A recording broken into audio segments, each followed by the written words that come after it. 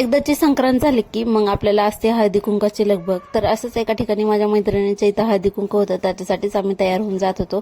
या दोघीला same same असे dress घातले होते आणि थोडंसं लांब होतं, त्याच्यामुळे तेच आम्हाला गाडीवर सोडायला जात होते.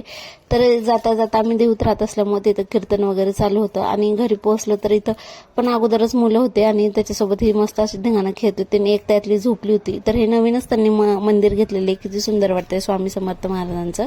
इथे त्यांचा स्वयंपाक चालू होता.